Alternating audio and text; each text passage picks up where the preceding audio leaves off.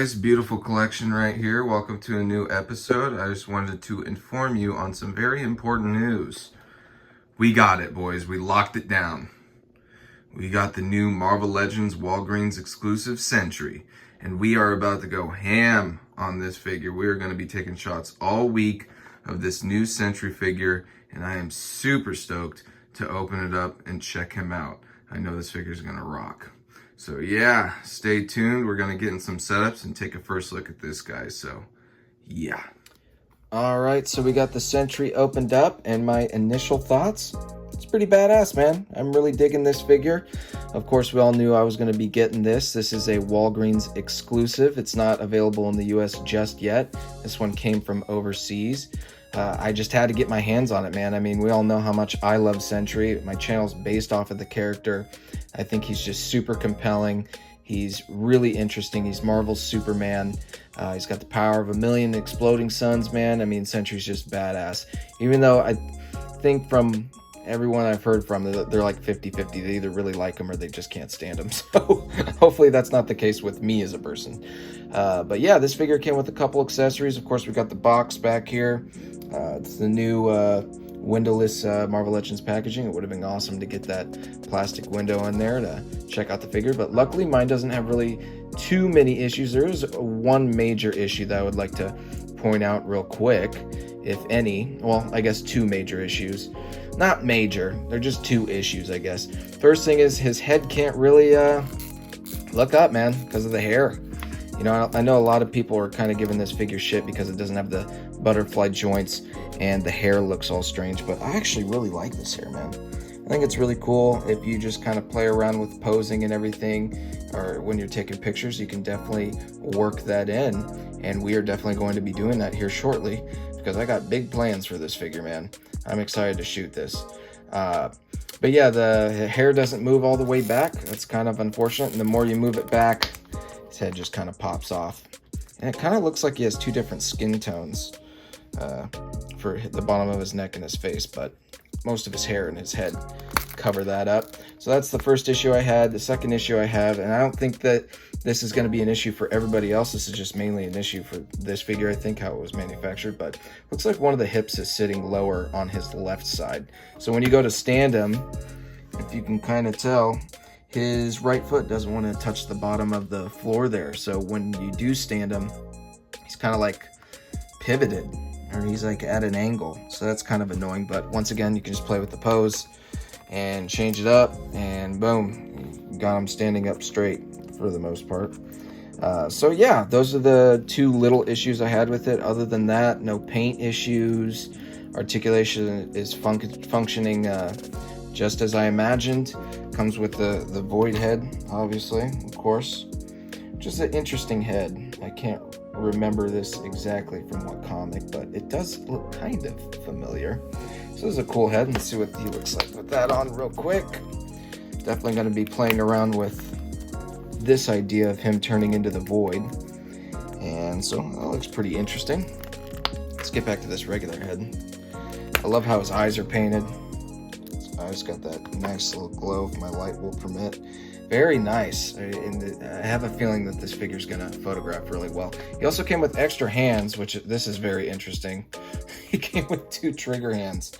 So if you want to have him holding a gun, which I probably will do, you can definitely do that. So that's pretty cool. Before I get out of here and onto the action figure shots, or the ACBA shots, rather, let's see what he looks like standing next to. See how much trouble I'm having posed just because of that length difference. Let's have him look next to the old Sentry. So the yellows are very different here, as we can tell. And he's a little bit smaller, but I actually think this is what his actual height and scale and everything is more in the comics than this one. This one's just like a little too beefy. I forget what body this one initially was on. There's so many different figures that use this body. I forget who the original one was, but I really did love this figure back in the day too, but it definitely needed an update, and you can definitely see where he's fallen over. You can definitely see where Hasbro has definitely been improving with color and paint and articulation for the most part. It would have been awesome if he was pinless, but he's not, unfortunately. But I do like this yellow a lot more, and as you can tell, this Sentry doesn't have the cape. It kept losing the cape. We no longer have that issue with this Sentry. It's actually like molded onto his neck here, and you can't pull this up or anything. So it'd be interesting to see cape mods and everything like that. Definitely want to get a couple of these figures, but enough talking about the figure itself. I want to get to shooting this figure, man. I am excited. I got tons of ideas, and let's get on the table right now. All right, so we got the Sentry on the table here, and I gotta tell you, man, I'm having a lot of fun posing this figure around, swapping off heads, swapping off hands. Right here I got him with the Professor X from the X-Men 2-pack with him and Magneto, the movie version. Those are his open hands. Those are Professor X's open hands. They work pretty well. When you're working with the hands and the, you know, the skin tones, you gotta try to do your best to match the skin tone to his actual face. So these hands are pretty close to his actual skin tone, and there's so much distance between his face and his hands that it'd be hard to tell the slight difference in skin tone. So they worked out pretty well. I wanted Sentry with some kind of open hands. You know, he's not always just sitting there rocking the fisted hand. So these ended up working out pretty cool. I'm also working with some cutouts here. Sentry's been through a number of different books. I believe these cutouts are from his 2018 solo title. I'm not 100% sure, but I believe so. Just basically him sitting in front of the little background I have back there is the actual Watchtower at Sentry's headquarters.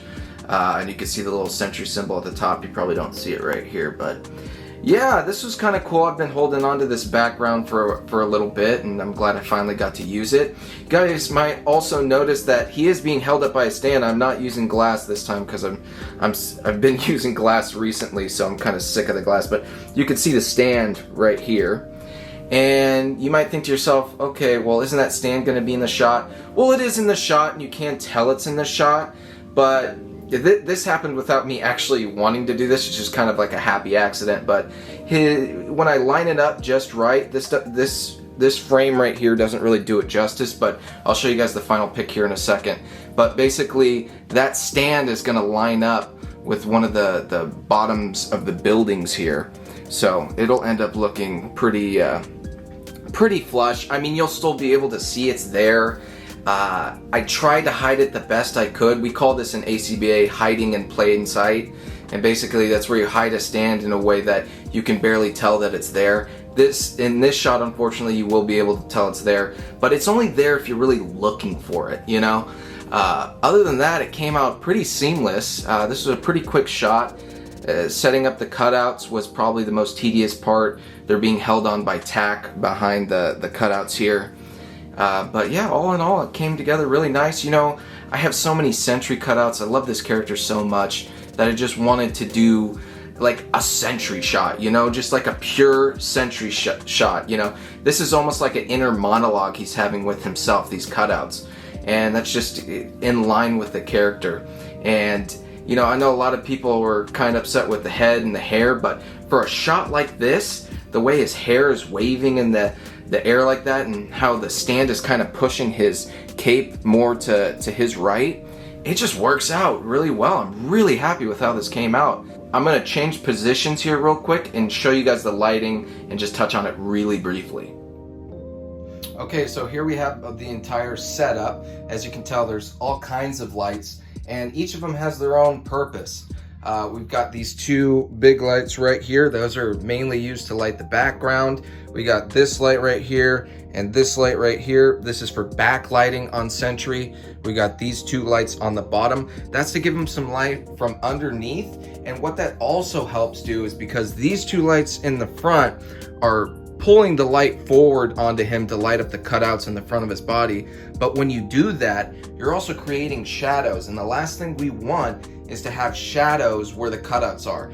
So if we only had these two lights right here going forward towards him, we would see shadows from behind the cutouts. So that's what these two little lights right here are doing. They're pushing light upwards to eliminate those shadows. Of course, we got our trusty Yu-Gi-Oh tin again. Like I said, the only reason it's really there is it's just a really useful tool. It gives you some height, weighs stuff down, all kinds of other stuff. So yeah, tons of lights here. Of course, we also got our rim lighting right here. We want that so he gets the top of his head lit up. So yeah, this is working out really well. I really like how this shot's coming out. You know, for simple shots, in essence, it looks like a really simple shot, but you really need to have a lot of lights to achieve what you want. And you also have to kind of be careful with these backlights too, because you want them pointing at the Sentry, because if you have them tilted a little bit too much to the background, you're going to actually cause glares on your background. Even if it's a matte picture or a matte poster board, you put too much light on the background and it's going to show up in your picture. So there's like a little medium that you have to find in between all that stuff. You don't want these two lights being too bright either, because then they're going to affect the figure and the background. So you kind of just got to play around with stuff, move positions. This one was fairly simple for me because I've been taking shots long enough. I kind of know where everything needs to be. So just end up working out. And another thing real quick, when you're working with cutouts, these two lights right here, these are positioned in kind of a way that they don't put too much light on the cutouts, because just like the background, if you put too much light on the cutouts, it will show and there will be a glare on the cutouts. So you have to kind of provide a softer lighting for the cutouts as well as the background in some cases. So yeah, this ended up being really cool. So let's check it out.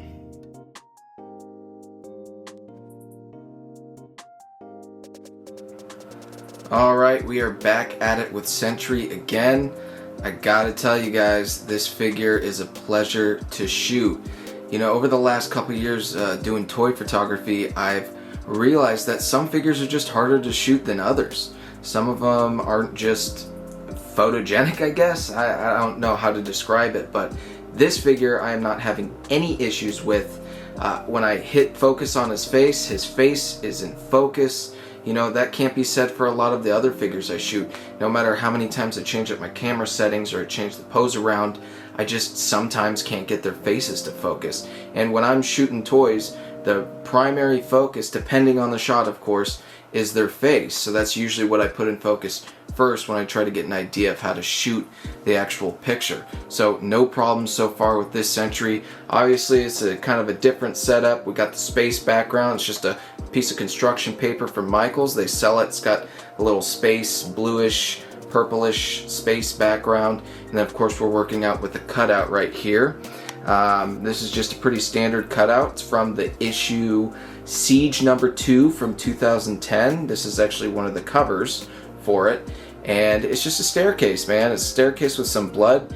And actually Sentry is kind of in the exact same position as the cover. He's holding somebody's head. I'm not 100% sure whose head he's supposed to be holding here. He hasn't killed Ares in that comic yet, and I'm just not 100% sure, but maybe it's foreshadowing, who knows. But yeah, we took a little skull from one of the Storm Collectibles Mortal Kombat figures that's got a lot of blood on it. We put a little blood effect behind his hand there. It's kind of hard. He's a little bit further away in this, but kind of hard to tell. But yeah, I even took an extra hand I had and did a little bit of red paint on it just so his hand wasn't completely clean. You know, if he's just ripped someone's head off, you know, obviously you want some blood on that hand. So worked out pretty well. We got obviously some blood going down right here. That's once again from the cover, and yeah, this looks really cool. This is my interpretation of maybe the void coming out within Sentry. You know, he's starting to succumb to what the void really wants him to do, which is basically kill everybody and destroy everything. So yeah, this is a really fun shot. Real quick, I'll just touch on the lights. We've got over here, up there, right up there, we got some background lights to hit that background. Obviously these two lights right here are to hit the figure. Then we've got this little light right here, which is just like a little bit of backlighting with some pink, you know, to match the cutout. Whenever you got a cutout that's got different colors on it, you know, it's always fun to mess around with maybe some backlighting or some different lighting. So he's got a little bit of pink hitting him from the side, and then actually behind Sentry, behind the cutout and everything. Maybe I can just show you guys real quick instead of boom. This is what he's standing on right here, and there's a light right there. And basically what that light is doing is just giving him, it's a blue light, and it's giving him kind of like a little bit of a blue backlighting in it. In the picture, it looks really sick, actually. So yeah, that's pretty much it. This is a pretty basic cutout, you know. There's nothing really too crazy about this, and you don't even got to worry about attaching or anything. You just kind of slip it right in front, and boom, it does the job. So yeah, really fun shot, and it looks really dope. I already looked at the pictures, and I played with some white balances and saturation and contrast, and came out pretty dope. So I guess we're just going to keep taking pictures of Sentry, so let's move on to the next one, I guess, after we check this photo out.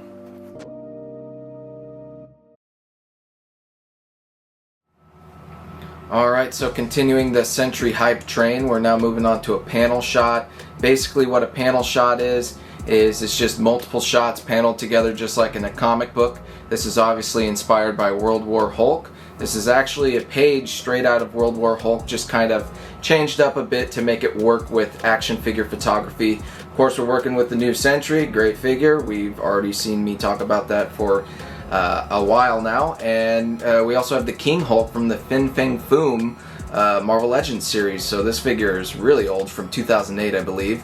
And we're also working with some cutouts. There's lots of things going on with this shot. We got little rocks and gravel and foam rocks and set pieces. Really fun little scene we've created here. And yeah, we're going to be taking multiple shots, so I don't want to talk too much during this. So yeah, this is the first shot. Obviously Hulk facing off against Sentry right before either Sentry beats the shit out of Hulk or Hulk beats the shit out of Sentry. I guess we'll see. But yeah, I've been wanting to do something like this for a very long time. World War Hulk inspired, and finally getting around to it with the new edition of the new Sentry. So yeah, let's creep on into the next panel, I guess. And here we got Sentry. This is more of a zoomed in, more focused front view of Sentry here. We're using a very, very small cutout here. And I have to tell you, in my experience with these really small cutouts, as you can tell, it's a 6-inch figure, so you can tell just how small that cutout really is. Like I said, in my experience, no matter how precise you cut them or how good your printer is, they just never look right, especially being this small. So unfortunately, that is going to kind of translate its way into the photo. I did my damn best though, trying to make it look as good as I can, but like I said, no matter how good your printer is, they're just never gonna look 100% good. Kind of like the previous panel we just did, where the cutout was much larger. Those always end up looking really great, but these small cutouts, man, there's just not really much you can do about it, unfortunately. But hey, it's not bad. So if it's not that bad and I did the best I could, I'm gonna run with it. And it's still going to end up being a really cool shot, man. This is like a zoomed in version of Sentry. We've got these two lights right here, giving him backlight. You know, in a lot of the books, Sentry has a lot of light hitting him. A lot of the times it's sunlight. And I kind of wanted to capture that feeling a little bit here. So we're just going to go ahead and move on from this panel. Once it's all paneled up and everything, it'll look a lot better, trust me. But we're going to move on to the next panel, and the next one is the one I'm slightly worried about. It's definitely going to be the hardest of the 3 panels I'm shooting here. So I guess you will just get to fast forward through all the BS I'm about to go through in order to set it up. So enjoy that, I guess. Alright, here's the last panel, man. Dude, this one took a second to set up, and there's a lot of moving parts, both literally and figuratively, in this shot. Lots of lights, lots of playing with the settings. There's stands involved.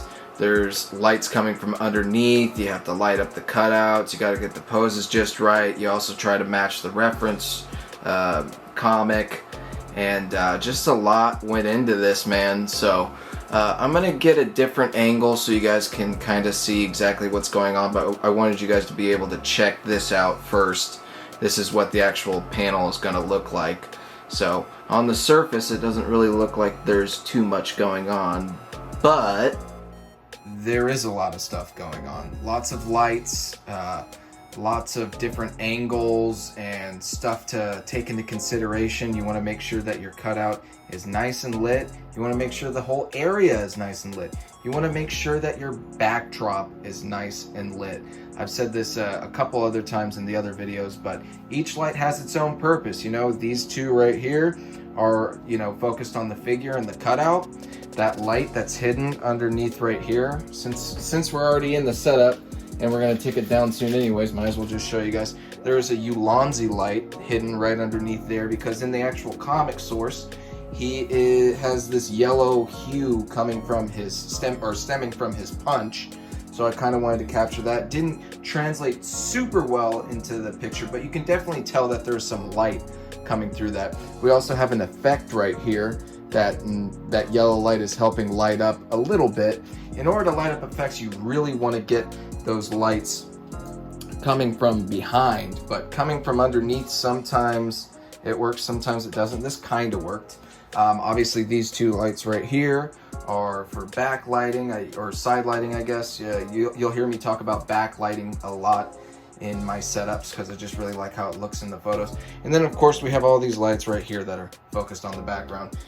It's a white background, so you want a lot of light on there. You want to up your contrast. You want, like I said, a lot of light so that it kind of seeps through on the camera's end and it just looks like it's infinite. So yeah, lots of stuff. We got the little LED light bar right there. Awesome, that was good. Good thing I already took the picture. And anyways, it doesn't really matter at this point, right? I mean, Sentry's getting messed up and my setup's getting messed up at this point. So, but yeah, there's lots of stuff going on here. We also got this little effect right here, and I used a little bit of tack to put the cutout on that effect. So yeah, this came out pretty good. Now the job is going to be trying to panel it all together on my computer, and hopefully that comes together pretty nicely. Sometimes you got to do some cropping and edits and other stuff like that, but yeah, it was a lot of work, but you know, I had a good time doing it. And I love playing around with this Sentry figure. He's awesome. So once again, thanks again for watching the video, guys. I really appreciate it. Make sure to like, comment, follow my Instagram. You know, when you watch my videos, apparently after you're done watching them, you have to do a bunch of shit like and comment and follow me on Instagram, and you know, send me a letter. I'm not going to give you my address, so just send the letter out and hopefully it gets to me. Anyways, thanks for your time, guys. I really appreciate it, and until next time, peace.